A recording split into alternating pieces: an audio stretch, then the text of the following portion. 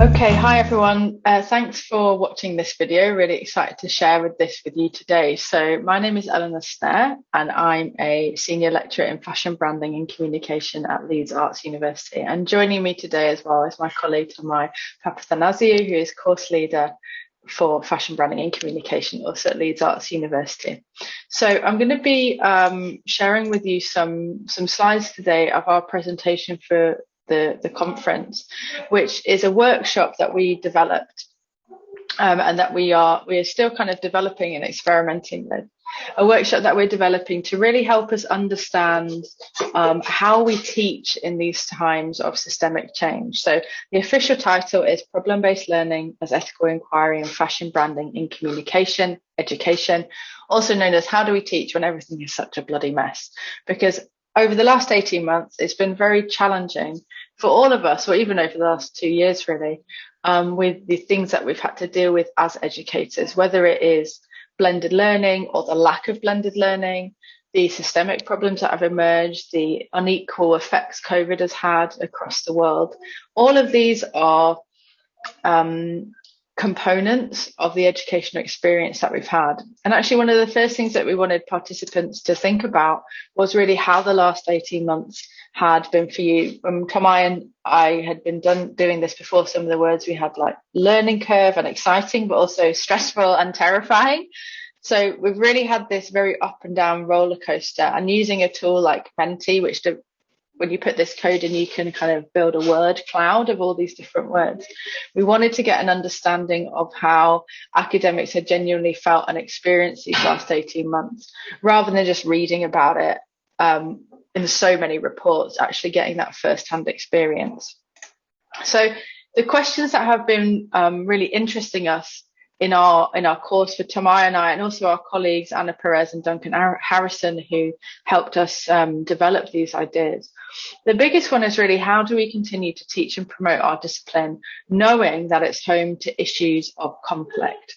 So the fashion branding and communication sphere, and fashion design more generally, we know that it's a huge polluter of the planet, that within our industry there's indentured labour, there is child labour, there's lots of unfair working practices, there's systemic oppression, there's lots of global inequality within our industry. So how do we continue to teach and promote this and actually encourage it in students, knowing that it's home to these issues of conflict, knowing that there are these problems embedded in what we do, and that the industry, while they are trying to identify and address some of these issues, actually, a lot of these are unsolvable problems, or problems that are going to require decades to solve. So how will we, or even can we, handle these frictions and the conceptual strain of trying to encourage students to go into a discipline which we know has got so many problems, and which we know is such almost a negative contributor to the planet in so many ways? And within that, how do we develop a global professional learning community around teaching for and in times of systemic change? How do we bond together and recognize that we are experiencing, while not the same, we are experiencing similar things? We have analogous struggles that we can share best practice on, that we can help each other with, and identify the commonalities in this global learning community, rather than seeing it as what it can be historically seen as, a very institutionalized, very secluded, very isolated. So these are the sort of questions that we wanted to build a workshop around, and build it around the idea of problem-based learning, to present a problem which may or may not be solvable in any conceivable length of time, and to understand how people respond to that problem. So the workshop itself kind of built around this area, that we would share a wicked problem. So be presenting you with scenarios which affected us personally and professionally. So not just in our context of being an educator, but actually in the context of being a human being and want to positively contribute to the planet and its people. Putting people in small groups. So often when we are teaching, we are in a small team. So you might have, depending on the size of your course, you might have lots and lots of people who are teaching with you, but there's often a core team. And we wanted to understand how people worked in these new teams with people from all over the world, how they dealt with these problems together, and how they made decisions quickly. We also wanted to provide people with a way of capturing what they were talking about and their insights. So we wanted to share Padlet, which is something that we use with our students, and you may have used it as well. It's a service you can use on any browser. You don't have to sign up. It's a very simple way of adding images, documents, links, videos, all sorts of things, to kind of build this really rich, almost like a sketchbook of conversation from the workshop. So the problem that we wanted to share with people and put forward was a theoretical space that we were going into. So this is not real. This is a theoretical thing. It might sound quite real because obviously it's based on our experience. But we would go into this theoretical space that every person in the workshop was a member of a fashion branding and communication team. We would put those together in small groups in the breakout rooms. And that team is tasked with running a 6-month group project for a student cohort of 100 students. The learning outcome is for the student groups to develop their critical thinking skills regarding contemporary systemic problems through analysis of the fashion branding communication discipline and industry outputs. And this critical thinking skills is something that all educators will be engaged with. And if we think qualification for sustainable development, critical thinking is one of the key competencies that's put forward by UNESCO. So after this analysis that students would do, and after they develop these critical thinking skills, they would then be tasked with generating creative responses which reflect their new critical viewpoints and make comment on the current state of industry. So there's 2 parts to our theoretical situation. We've got to teach them and help them learn how to develop their critical thinking skills, and then they have got to respond to that and create work based on these new viewpoints. So the workshop itself was based on a game called A Quiet Year, which is a role-playing game, during which individuals playing the game are in a community that is facing the kind of end of the world. And every certain amount of time, a new card is revealed, and another month goes by, then another 6 months, etc. And each time you have to deal with these new problems. So in the workshop, 10 minutes equals 1 month. So every time 10 minutes tick by, another month of the teaching year of that 6-month project had gone by. And during that 10 minutes, participants need to agree what they'll teach, agree how they'll teach it to meet the learning outcomes.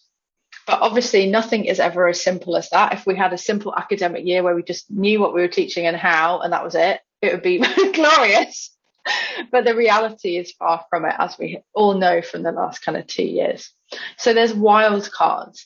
There's these different scenarios that either have happened or could happen or are likely to happen in the future if we continue on our trajectory in our discipline, in the way that we kind of are interacting with the planet and its people. So these wildcards are ones that Tamara and I have created, and we are going to throw those in to the small groups. And the question is, how will you respond? So we're not really interested in whether people get a brilliant answer to the idea of what they'll teach or how they'll respond to the wildcards, or whether they found an amazing solution. It's actually, how do they respond to even the idea of these new things being thrown at them, some of which they may never have experienced in their career, some of which they may experience every day. So how do they respond as individuals, and how do they respond as a group? And our favourite thing about the workshop is that we do have these sort of 15 wildcards, but we haven't decided which ones are going to be shared with participants. That happens because we're going to put all the numbers of the wildcards into a random number generator, and then whichever number it spits out, that's the wildcard we share. So we don't even know, as facilitators, what card is being shared, and when, and in what order, which is exactly like life. We don't know what's going to come at us, we don't know when, and we don't know what's going to come next. So we really wanted to recreate that feeling of slightly chaotic excitement that comes with teaching in these times of systemic upheaval and systemic change. So this is the structure of the workshop. So we either had a 10-minute or a 20-minute initial scenario setting in the small groups. So in that small group situation, the group would establish the hypothetical parameters of the project. So the stuff that you do at the very start of developing your curriculum, making sure that you've got all your kind of key bits nailed down before you have to get everything signed off and approved before the students saw it. So people would need to decide the size of the student groups within that 100 cohort, decide the location of the institution. And we wanted to put this in because we know that a global audience, people from all over the world, our experiences of these, not only the discipline, but also the wildcards in different areas is going to be uneven. So choosing where the institution is based, even hypothetically, is going to change how people respond to these wildcards. Also needed to decide the submission requirements for the students. So what are they actually going to send in and how the work will be assessed. And again, the idea here wasn't that it was a nitty-gritty detailed curriculum that we wanted everyone to design, but rather it was broad brushstrokes of what students would be creating and when they would hand it in, so that when the wildcards did come up, you had something to kind of base it on and reflect on there. So as I said, there was either 10 minutes or 20 minutes, depending on the length of the session. And what I'm going to do is just skip forward a little bit to, oh, excuse me. Here's our little 6-month countdown. I'm going to skip down to the wildcards, because what we wanted to do for this particular recording is just show you some of the wildcards that we put together to help us understand this is what some of the problems that we have either experienced or that we know our colleagues across the world have experienced, or that we know are going to come up in the future based on some of the systemic problems that are happening at the moment. So as I said, we had 15 of them. So one of the ones that we experience, I would say surprisingly regularly at our institution, is financial hardship from our students. And this is something that, again, is likely to be very different across the world. But we've got one about financial hardship. So if students can't attend in person, what do we do? We've got our always tricky visiting professionals. The idea that they might make an insensitive comment during a live lecture, and how we deal with that both professionally and personally. Very simple, but a terrifying one for all of us. If the Wi-Fi is down at our institution for 1 week. Now, this historically might not have been a problem, but in a time of blended learning or in a time of COVID learning, this could be really problematic in how you get that information to students or share those lectures with students. We wanted to highlight the reality of what's happening for the fashion industry and the predictions of their kind of emissions and their contribution to the human-made climate crisis, and what happens over the course of academic year. And what was interesting about this wildcard for me was, are people going to care about this? Are we actually going to respond to this? Are we going to address it? Or is it just something that happens and we don't need to worry about it? Based on the events of Rana Plaza, this is very likely to happen in the future. So how do we deal with it? If we've got 24 hours before your next lecture, do you address it? Do you highlight it? Do you talk about it with students? How do you kind of respond to this situation within the context of a project which is talking about critical viewpoints and systemic problems in the discipline?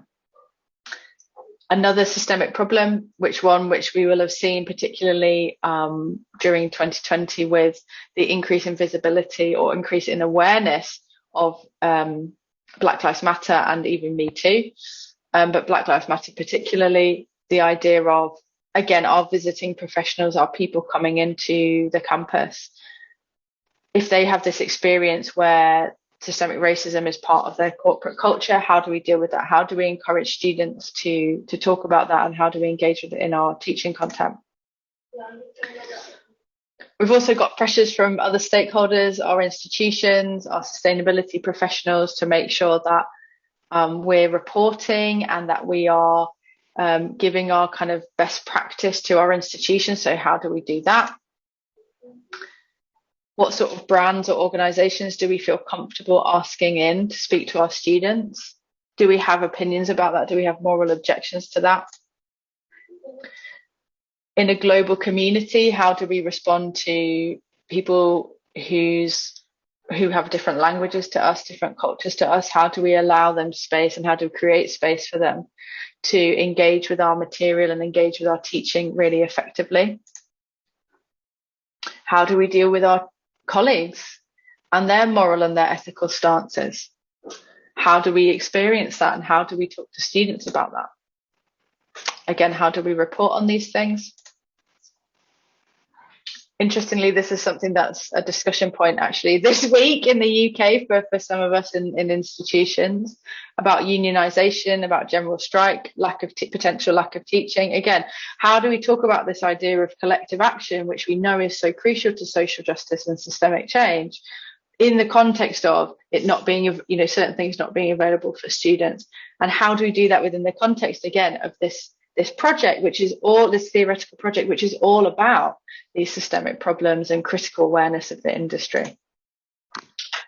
Well, this isn't something that we have experienced, particularly in the UK. This wildcard was inspired by our colleagues in Mexico at the Universidad de Monterrey, in a collaboration we had with them early this year. Yeah, really. Oh wow, it feels a lot longer. Early this year, where we had a briefing with them, an online briefing due, and unfortunately, none of their students could attend because there'd been such a huge snowstorm that the electricity had gone out, and they couldn't use their Wi-Fi. They couldn't get online to join the briefing. So this is something that seems like not a problem for a lot of institutions or people, but actually, if we think about increasing energy resources for that energy, the depletion of natural resources, or the kind of instability of our energy power sources, these sorts of things are actually increasingly likely, even in areas where we would assume that they wouldn't be, for various reasons. So this is something that what do we do if we suddenly have nothing online, no computers, nothing? We can't do that. How do we still teach? How do we still engage students? How do we deal with the emotional impact of all of these systemic problems? And particularly, many of you will know about eco-anxiety and the challenge that, or the challenges that awareness of climate crisis brings for our students. How do we deal with that? How do we navigate that as tutors? And then finally, the classic COVID one, which is, what do we do when we have this 3-week-long quarantine? How do we get to students, particularly if they don't have access to internet, or they don't have the kind of facilities at home that we might want them to? I know that for our students, not necessarily in our discipline as much, but in things like fine art, they really, really struggle because, you don't have a sculpture studio in your back garden or in your bedroom. So how do we, again, navigate these sorts of wildcards within the context of this theoretical project? And as you can see, there's loads of different wildcards in there. So imagine having those different ones come up at different times in different orders. I think would be really exciting. So it's a really interesting way of running the workshop that's a lot more organic.